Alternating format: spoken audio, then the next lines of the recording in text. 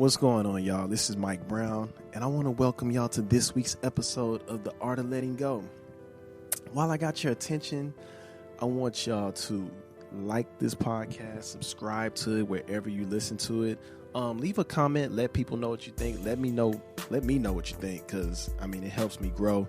Also, I put out a book. It's called In a Panorama, and it's really dope, and I would love if y'all checked it out. It's available now at justmikebrown.com. Enjoy the show.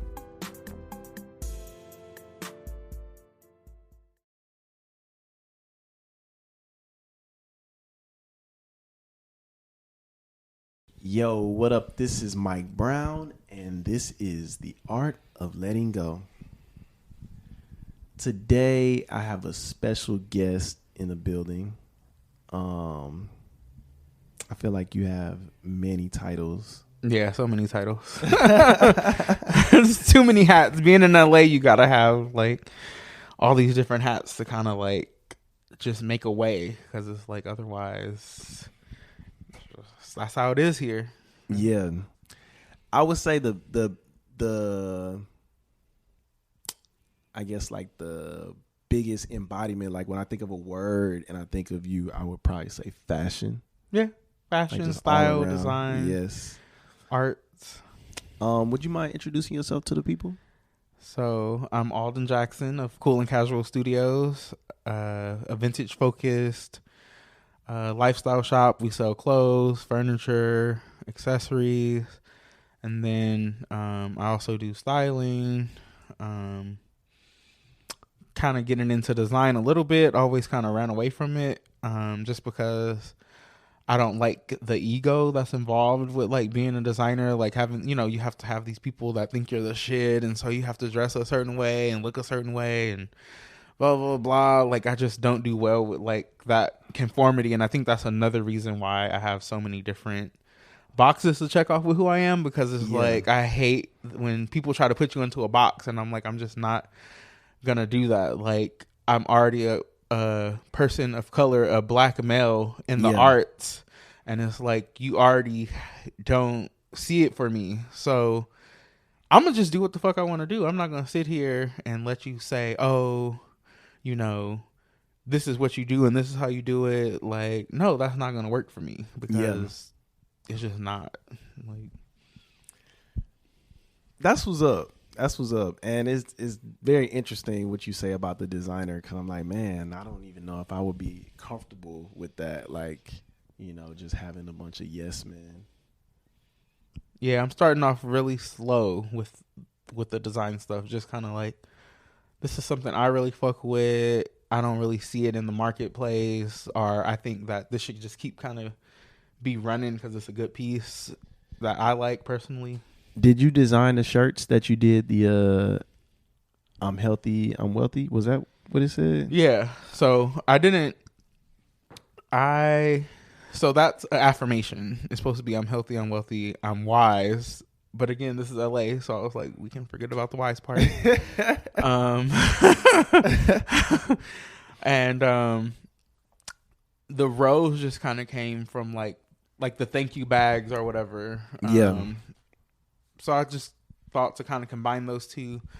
So the song was playing at backstage at Louis Vuitton Men's one season. I think it was like, I can't remember, but it was definitely during Virgil's time. And I was kind of going through it at my office. Like I had this space in Leimert Park. I was kind of like illegally living out of it. I don't know, like money just wasn't right, because it's like, I'm just trying to figure shit out. So, I think it was like just on Instagram, and I heard the artist's name is Avery Sunshine. So she has the song, and it was just like, I'm healthy, I'm wealthy, I'm wise. And I was like, whoa, this shit is like going deep inside of me. And not only that, like I said, it was at Louis Vuitton backstage, so you see all these black guys. It was just like an energy, and I was like, I need to capture this. Like before that, I had always been like, I'm gonna do, like, people wanted me to do t-shirts, and I'm like, I'm not doing t-shirts, because like I said, that attitude of like, I'm not doing what people necessarily inherently say I should do. Like, I got to figure this shit out for my own reasoning and purpose.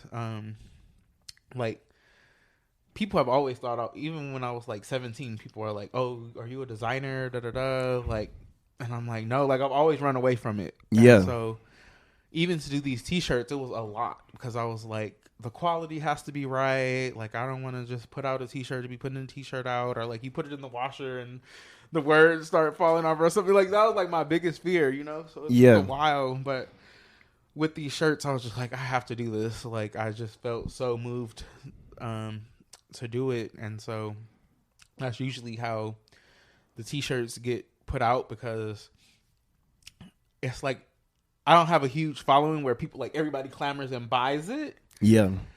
And so it has to really be like, okay, I'm gonna do this. Like with my Black Creatives Prayer T-shirt, it was the same thing. That started off as an Instagram post, and something inside of me again just moved me to print it. Yeah. And so I did. I was like, I'm not gonna sell a lot of these because honestly, a lot of my clientele is white. Number one, and then number two, I was just like, it's so personal. Yeah. You know. So I'm like, you know, like barely with the I'm healthy, I'm wealthy. It's like those kind of sold, and then I would run another one, but not really. It was like, it's not like, oh damn, we selling out. Let's run them. It's more like, I have this idea. I'm gonna put it out into the universe, and either people are gonna respond to it or not, and I have to be prepared for that. Yeah. And so, with the Black Creatives Prayer Seed, that was insane because it talks about, like, you know, my experience of being in the art world and the design world and fashion and like just the arts in general, and like people's perceptions of us as Black people. And it said that I pray that Virgil was not the only one in Paris. Man. That was one of the lines. And the shirt got to him. Wow. He bought the shirt. Wow. Yeah. So you just don't know, like, who's watching. Wow. Or like what can happen. You know what I mean? Yeah. And so it's just insane that, you know, I put that out into the universe and it was picked up. Yeah. And I even got to meet him too. Wow. Like, that's really dope. Yeah, we had like a whole exchange on Instagram. Like, just the whole timing of everything, because this was all, it hasn't even been a year yet that he bought the T-shirt. And, you know, he's been gone like 3 or 4 months now. Wow. So for him to have bought the shirt, for me to have met him, and for him to have passed all in like 6 months. Wow. Yeah. Wow. Yeah. Man, how was that for you, Virgil passing?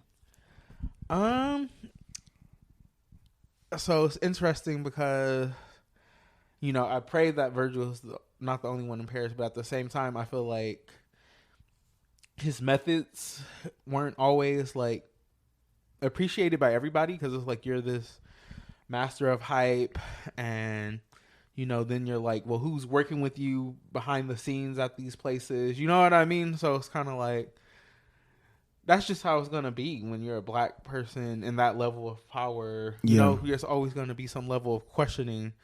But I mean, it definitely impacted me because he was so young. Yeah. You know, and it's like, and you had this position, and you know that, you know, it might not necessarily be filled by another Black person right away, or it might not look like what we want it to look like. So, you know, I wouldn't say it was like difficult, but it was nice because people definitely know that I cared about this person. So people were reaching out to me, and, you know, that was nice. But and the same thing happened with Andre Leon Talley also. Yeah. People were reaching out to me, and I definitely related to his story a lot. You know, like with Virgil, you know, I know some of his story, but it's like Andre Leon Talley had 2 memoirs, a coffee table book, a documentary. So there's all this information that I could relate to and respond to in a different way than I could with Virgil. Yeah. You know, because Andre, he was raised in the South, and even though I'm not from the South,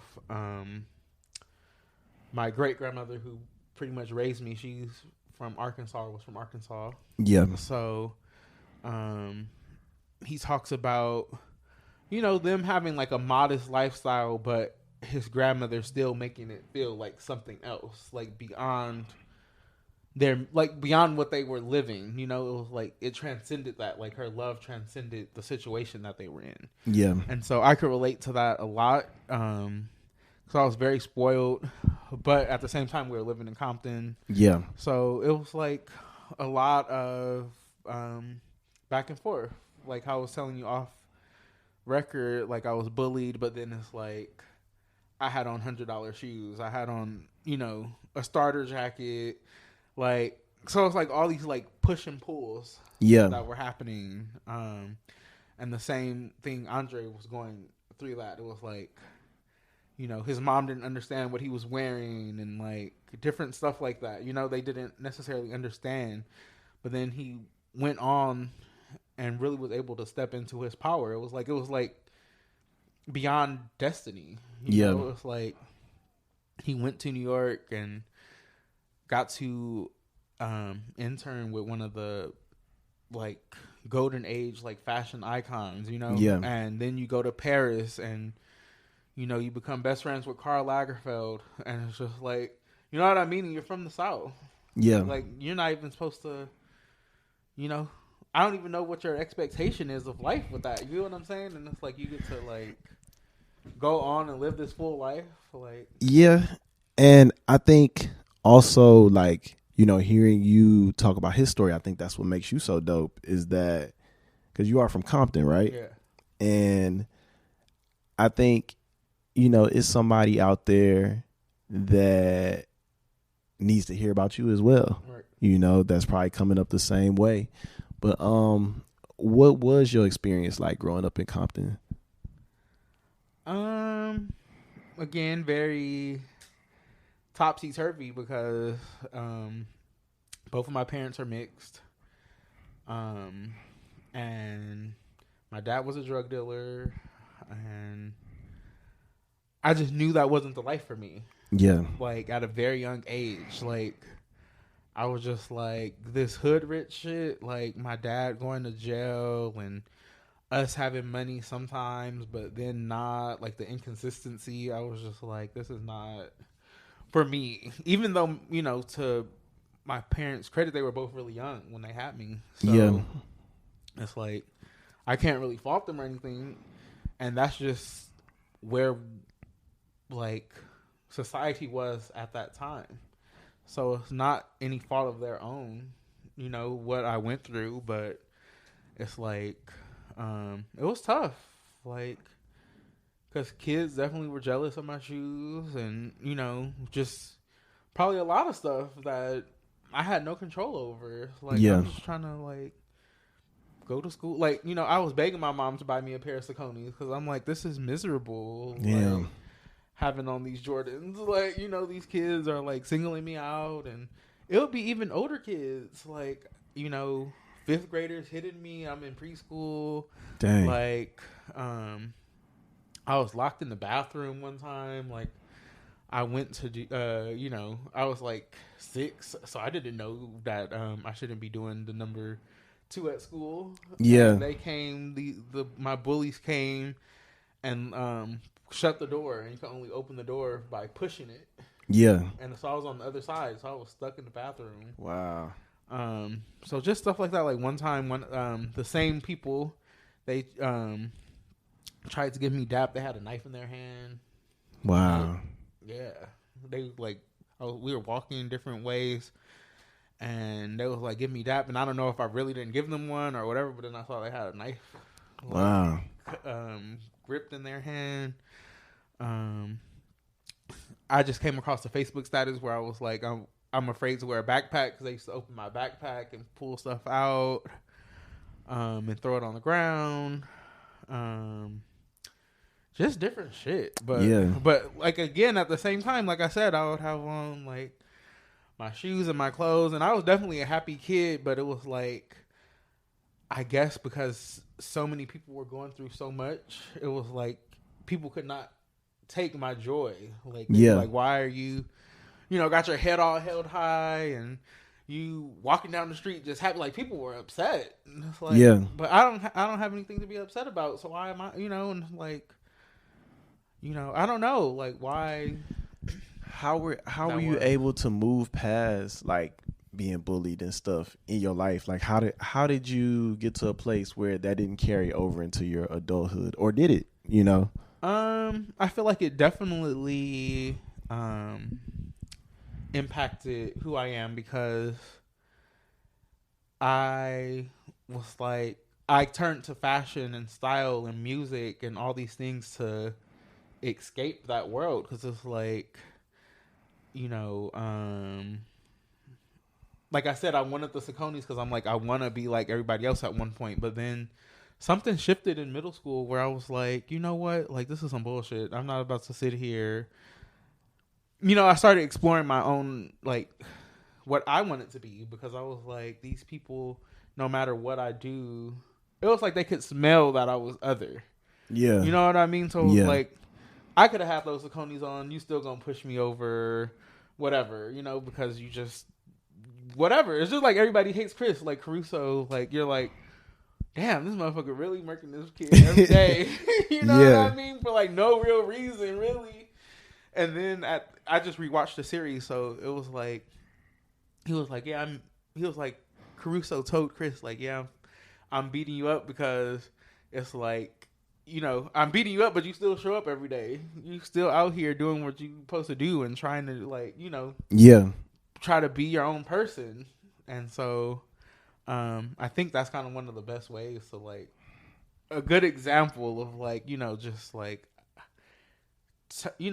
I'm going to figure out who I want to be, and I don't have to be bothered with, like, what you guys are going through. I'm going to do my own thing. So that's what's up. So I ended up flipping. It was like I started listening to, like, different sorts of music, and, like, I'm going to dress, just kind of like, I went to high school and I wore uniforms, but I would, like, try to get away with any little thing that I could, so it would be uniform, but not like I had like a tuxedo jacket, I had a tuxedo vest, I had combat boots, I had this sweater that was like defective from Gap. Yeah. But it was like, people was like I just have this ability to, like, turn anything into something because I have this confidence. So then people are like, they asked me if the sweater was from Hot Topic, but it was literally from Gap, and it was like $10 because the hanger went through part of the sweater and had like a gash in it. So they're like, yo, where'd you get that sweater from? And I'm like, it was a clearance Gap. Like, like I just always had like this way of like flipping stuff on its head. So I just kind of kept running with it until I'm here where I'm at now. That's dope. Yeah. That's dope. And part of the reason I brought you on was because, I put out a post once about, like, talking to people that quit their jobs. Yeah. And, I let my job know Thursday that I won't be coming back. Period. Yeah. And congratulations. I appreciate that. But I just wanted to know, like, what was that experience like for you? Even though, disclaimer, we do need people to go to work, so of that course, so that they can buy our goods and services, and so that we can, entrepreneurship is great, and it's a lot to take on at the same time too, and everybody's journey is different. And it's a thing, like, I'm definitely not mad about a job at all. Like, it just wasn't a job for me. Exactly. You know what I mean? Like. Yeah. I see people that are, teachers or whatever profession people in, and they're like really passionate about it. And for me, it's just like, I'm not passionate about this. So I need to go follow what I'm passionate about. Exactly. But, yeah, it's scary at the same time. Yeah. And so that's where I'm like, entrepreneurship is great, but if you have a job and you love it, we thank you, because you keep us in business and keep our goals and keep us uplifted. So I just wanted to start with that because, I feel like it's this us versus them mentality sometimes. Yeah. And so it's like, even though we're celebrating that I quit my job and all that stuff, it's kind of the same situation. I mean, I was very passionate. I worked retail for 10 years. I went to school for fashion merchandising. I'm like, I have a baby face, so it was like to the point where, I wanted a job so bad within like this industry that I was like wearing button-up shirts and blazers and like all this stuff. Not that it wasn't in style, like that was very much so the style, but it was like, but it was like also like, no, I'm trying to like be taken seriously, and I want to like climb the corporate ladder and have a different life for myself and all this other nonsense. And it's like, because I'm a black man and where I was working at and my age, I don't know. It was just like I had all this knowledge, but like at the end of the day, like it just wasn't appreciated. Like the most I ever made working for somebody else was freaking $11.25. Wow. Never was full time. Like, I was struggling. Yeah. Like really, really a lot when I was working with somebody else. And so I just started my own business because I had this creativity that was not being seen by others, or it was being seen. And it's like, because it was so potent, it's like you're trying to like damper my spirit and what I'm doing. And so I had to figure out an outlet for this. Like my business started as like a hobby. Really, it was like I was on Etsy, and it was like somebody was buying something like every other month, or I would have like 2 sales in 1 month. It was not like I just started making money, like mad money. Like, oh yeah, I went to the thrift store, bought a sweater for $3 and sold it for $600. That's not my journey. That's not my story. It was like, on Etsy at the time they didn't have like filters for you to even find stuff. So you would literally be in the tag section like small, large, extra large, just like somebody fucking find my sweater and buy it. Like you're like hoping and praying like somebody finds the item and thinks that your price is fair. And then I was like, some stuff I would find, I would be nervous because it was like, for instance, I had like these Hermes, like the bootleg scarf jackets, basically, and I would see people selling them for $400, but then I'm like, I'm scared because it's counterfeit. So I'm like, I'm young, so I'm like, oh my God, like it's not really real.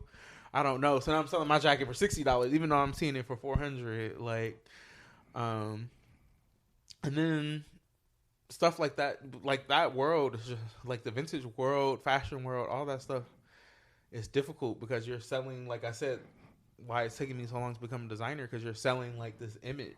Yeah. And so I would see Urban Outfitters selling a kimono for $300, and it's like I can't even sell mine for $70. Like, wow. You know what I mean? And so it's like you're going through this whole thing. What kept you going? Or what keeps you going? Well, I mean, I honestly, I mean, now I'm confident that I know what I'm doing, and I know that I'm like on the right path, even if it like shifts and changes. It's like I know that I'm going in the right direction at least. But when I first started, it was like, am I just copying white people, or like what I'm seeing and just kind of like copying that?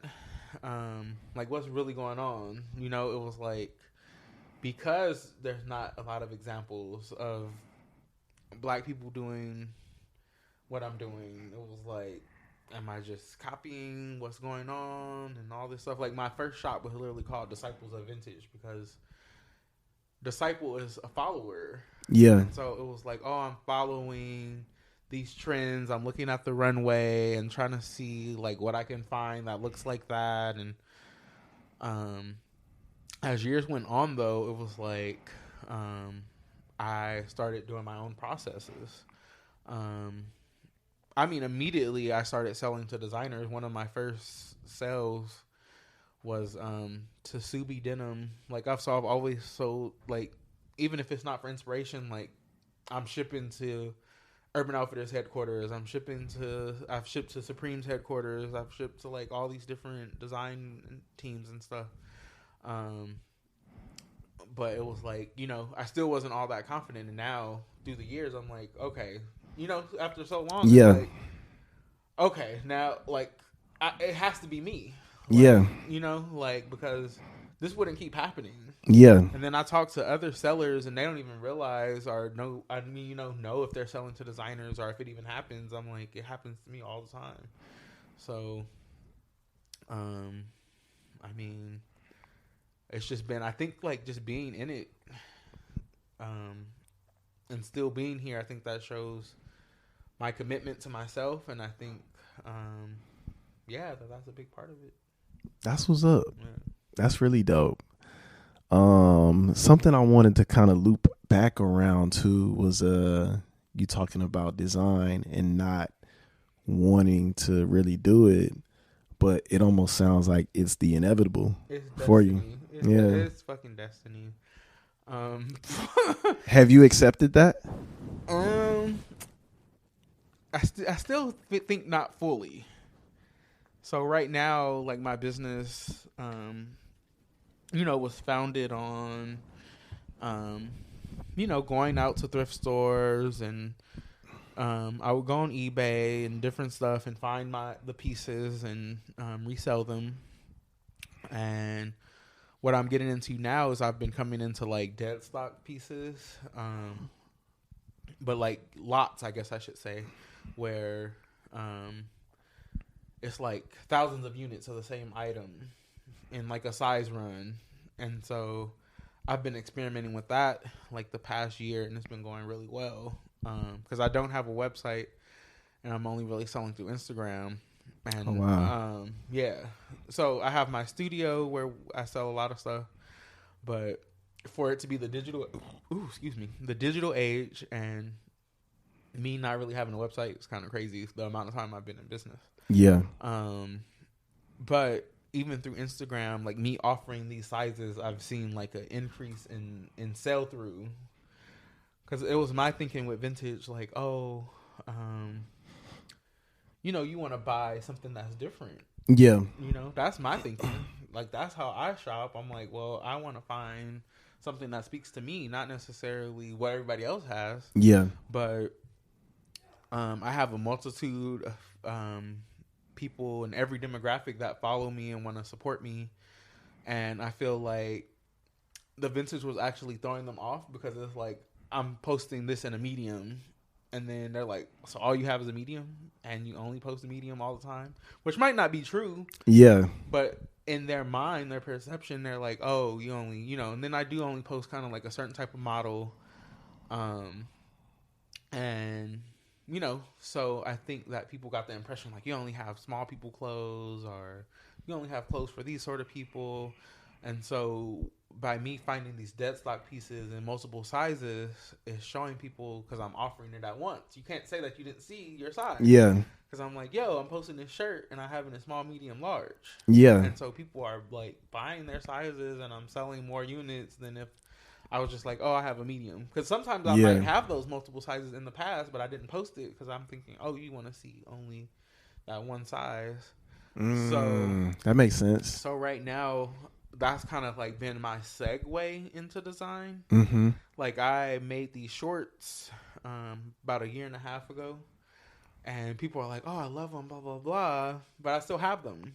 Yeah. And so now I'm seeing, oh, okay, so what I need to do is have every size, or a couple sizes in these, and then I probably would sell them. Yeah. And then,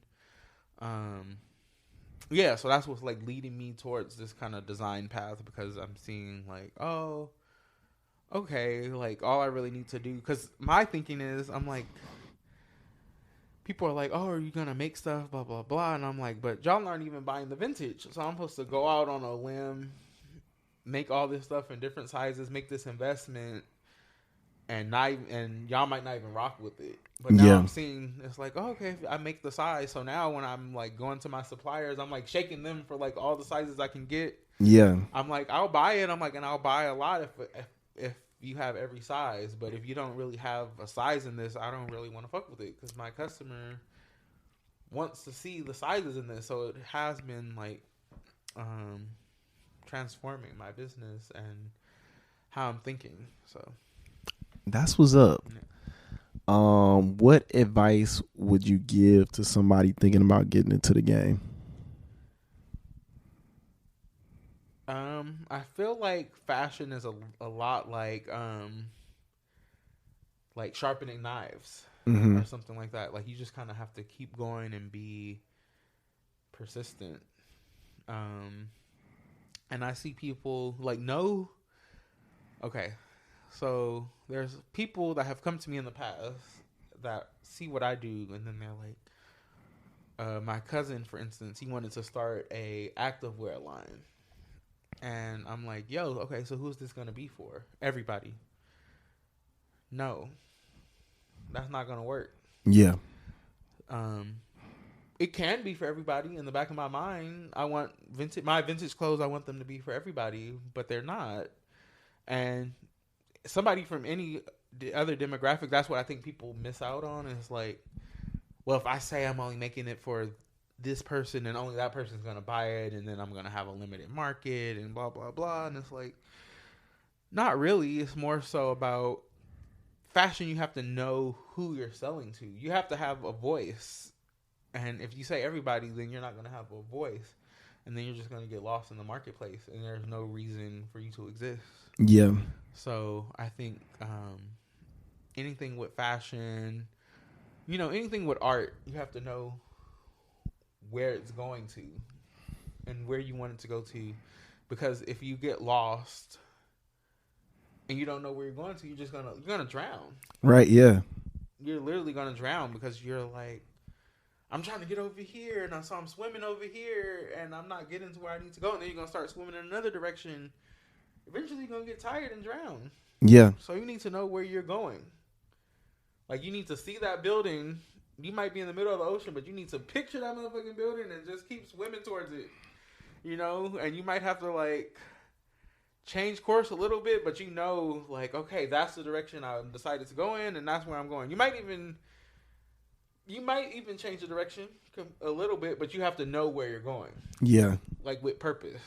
I guess that's the biggest thing. Like, you can change where you're going, but you have to know which way. You can't just be like, oh, I'm going to turn around and go back. Why are you going back around? You just came from there, and it didn't work. Yeah. So you need to know where you're going. Like, for me, my customer, and I feel like I manifested, like, my client, because it was like, I want to dress, like, creative people. I want to dress, well, it's called the creative class. So it's this class of people that are creative but have money.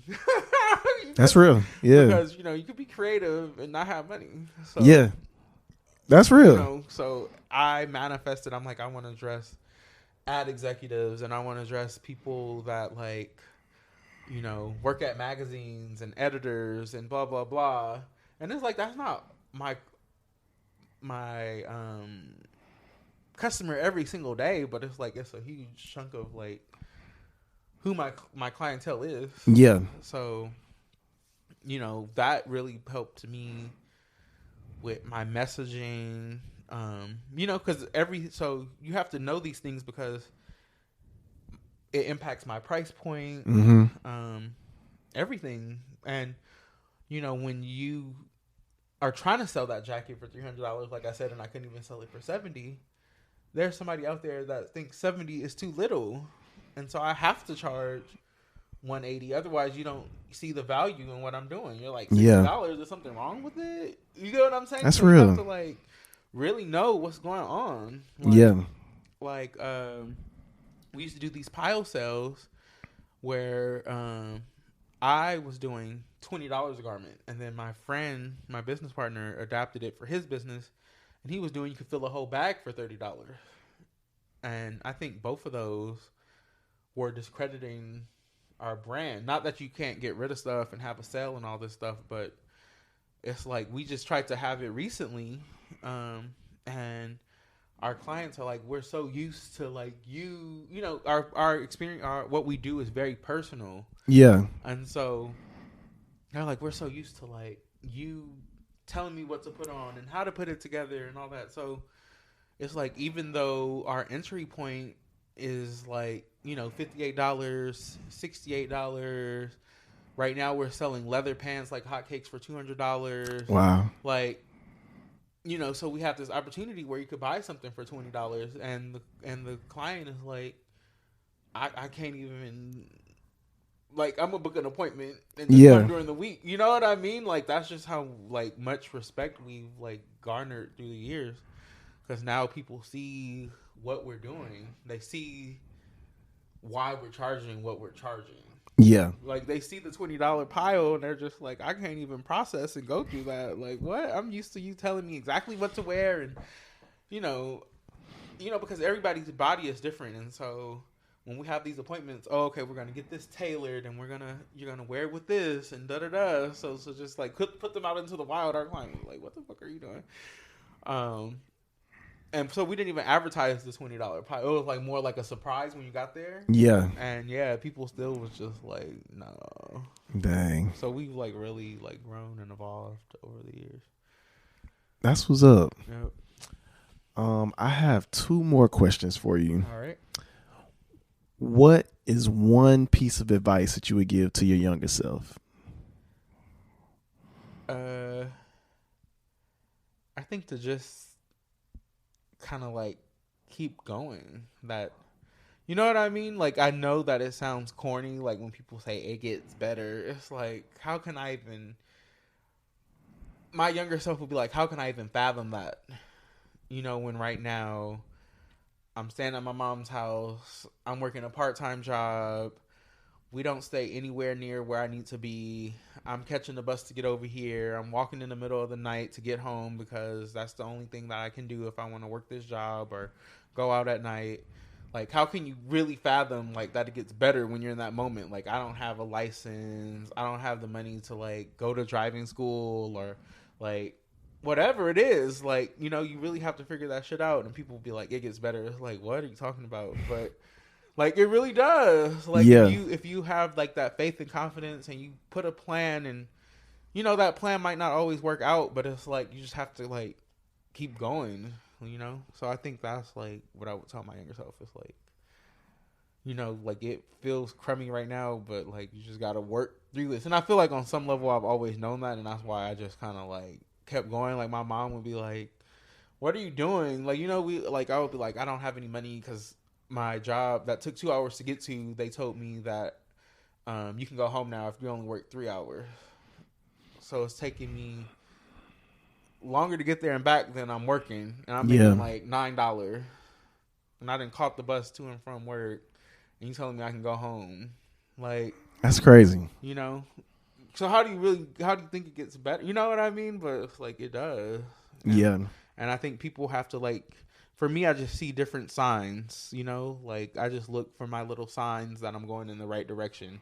And that's what I guess I meant by, like, you see that building, because I get my signs that I am going the right way. So when you're in that ocean and it's like you see the light blinking and you just you trust that that's leading you to where you need to go, like, because I done been through some shit, but that's what's up. What is one reminder that you would give to your future self? Again, trust the process, because I think people think things are linear. Mm-hmm. And if anything, I've learned, I've had an NFL player as a client. I've done XYZ, made all this money doing this, or blah, blah, blah. And then you're back down and you got to try to figure out how you're going to get back up. And so I think knowing, like, I think regrouping is so important. Like, looking at what you've done and then reassessing that. How can you do it better? And not, the world is cruel. And so you can't necessarily blame them. Yeah. But I don't think you should blame yourself either. Mm-hmm. It's life. Yeah. And so you just have to be humble, and I think that, you have to know that nothing is owed to you. Nobody owes you anything. So I think, because if something doesn't work out, then you just figure out. It's upsetting. I'm not saying that it's easy to just be like, oh, this didn't work out and I put so much effort into it and blah, blah, blah. Like, I'm not saying that. But I think that you really have to just have like that tenacity to like, all right, we're going to regroup. And not everybody is like that, but you know, for me, that's my process. It's like, all right, that didn't work out. All right, I'm gonna keep going. Like, I could so easily, when I didn't sell that kimono for $300, just be like, I give up. Yeah. You know what I mean? Like, these motherfuckers are racist, are fat phobic, or, you know, they don't understand a black man doing like a business that is predominantly white women. Like, you know, like I've had people, you know, I know that they don't trust what I'm saying for a fact because they're like, I'm a big black man and I'm a little white woman, so how could you know what jeans I'm supposed to wear? And I'm like, but I do. Yeah. So you know what I'm saying? And it's like, but that's their loss. Yeah. You know, so you just have to, you know, you just have to keep moving. Like, I had this woman, she was mad at me because I knew what size. She was like, I'm always a size 23. And I'm like, but these jeans are really older, like shrink to fit. Like, these aren't, basically I had some Levi's that weren't like 80s or 90s. And so she was like, I'm always a 23. And I was like, no, not in these. And she was mad that the 25s fit her. I'm like, what? Like, I told you they're going to fit you. Yeah. You know, and she didn't believe me. And so, you know, like, you have to really know that it's not always you. And you kind of have to, like, figure out how to keep going. Yeah. In spite of that, you know? So, I feel like that's, like, a huge lesson. Yeah. Because you have to find the strength to keep, you know, like, that's a lot. It is. It definitely is. So, but you got to have that strength, you know, like, with Andre Leon Talius, like, you know what I mean? Like, he was not being treated right, but he never flat out said that. Yeah. You know what I mean? It was like, I'm just going to figure it out. I'm just, you know, like, that's, and, you know, hopefully, you know, in today's society, we can move past that, because I feel like he deserved so much more than, like, how his later life played out. It's like, you know, and people would compare me to him, and I'm like, hell no. Like, yeah, you know, I'm like, no, motherfuckers is gonna put like respect on my name. Even though, I mean, you know, he had his respect, like I said, 2 memoirs, a coffee table book, documentary, like all this stuff. But it's like, not just that, like fashion sometimes it's like, oh, you know, yeah, we celebrate you, and it's like, nah, like, I need y'all to be paying the prices I'm asking. I need y'all to pay me what I deserve. Like, don't have me over here. He was struggling, yeah, you know? And when people say, oh, they said they were shocked when he passed away. And I'm like, man, so you really didn't know what this man was going through. You know, I'm like shocked, because even his documentary, I was like, I saw it and I was just like, and it came out in 2018 or the end of 2017. And I was like, I don't know how much time we have left with this man. Wow. And that was then. He was in so much just physical pain you could see. You know what I mean? I was like, mm-mm. And then, you know, I read his last memoir, and it was like, you know, he's like, you know, me and Karl Lagerfeld have a falling out, and me and Anna, like, have this weird shit going on. And then it was like reports of like, he was paying for this house, but it's like, it's in somebody else's name. You know what I mean? Just like that shit where, you know, when Juvenile was like, you know, everything's in my mom's name, but it's like, black people, we go through that because our credit be fucked up and taxes, and it's not like we don't want to do that stuff, but it's like, if you're not paying me enough to pay my taxes and then try to keep up with you, like, how is that supposed to work? And then, like, you know, like, I don't know. But I say all that to say, like, you know, like, society needs to respect black artists more. Yeah. Even more. Like, he got all his honors. I'm not saying he didn't get his flowers and all that, but where's the money to back it up? He was never an editor, despite working under one for 30 years. You know, he should have been the editor of whatever the fuck magazine he wanted to be an editor of. Like, you know, that's bullshit. That's real. So, really put your money where your mouth is with this stuff. Like, it's not enough for people to say, oh, I see you. No, you need to, well, if you see me, you need to pay me. Yeah. Like, I'll have people that be like, oh, that means so much coming from you. I'm like, well, where's I don't see that coming from you. I respect it so much. Where's the money at? Yeah. Like, you know, respect is great, but money's even better, where I can survive and keep doing what I need to do to keep the culture moving forward. Because Virgil, when we exchanged on Instagram, he told me that my creativity is needed to propel the world forward. But it's like, he bought that shirt. He didn't ask for it. You know, he very well could have asked, like, yo, my name is on there. I could have been like, you know, can you stop selling my shirt? My fucking name is on here. I'm not fucking with it. Like, but he bought into it, and he gave me a moment and uplifted me. So that's what we need, to uplift, but the money too. Yeah, that's real. So that we can all just keep, you know, when you uplift me, I can uplift you. Right. Just keep it going. Yeah. When you try to act like there's a scarcity and all this stuff, like, that's not going to get us anywhere. Yeah. You know? Like, yesterday I did a flea market, and it was a black flea market, and I was just buying people's stuff. Like, I didn't make a lot of money, but I was like, I need to buy this black woman's art. Yeah. You know, and I need to, you know, I was like, you know what, fuck it, I'm going to buy. Like, I really went, it's the end of the month, and I OD'd a little bit, but it's about to be Black History Month. So yeah. Like I really went in. I was like, oh yeah, I'll take the Builder Oreo. Like, I don't know, I bought all this shit yesterday. Something went off in my mind. But I really was like, I need to support these people, because I know what it's like to be out here, you know, like, trying to sell. Because I don't do as many flea markets as I used to. We used to be at the flea market every Sunday. And now I've gotten to the point where it's a choice. Yeah. You know? I remember I saw y'all at the Fairfax. Yeah. We used to be out there every Sunday. And so now, we've kind of moved past that, but I still respect my roots. And I still, you know, I'm down to still go out there and, like, and get my hands dirty. So that's what's up. Yeah. That's dope. Man, where can the people find you? So, my personal Instagram is Alden Fashion Bear, and then my business Instagram is Cool and Casual Studios, and my website is Cool and Casual Studios also. Even though there's no product, you can subscribe right now. For one day there will be product very soon, hopefully.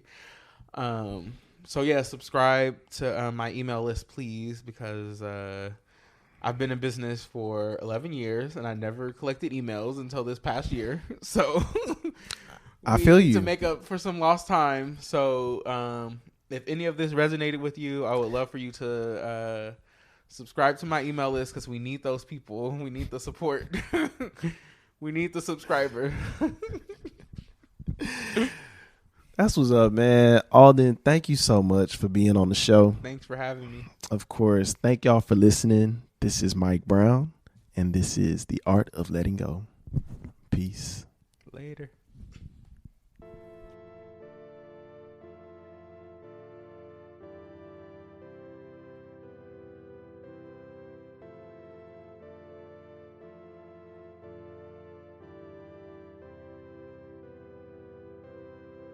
Thank y'all for tuning into this week's episode. If you like what you heard, please be sure to subscribe to the podcast, leave a comment, let me know what you think, let other people know what you think. Get in touch with me.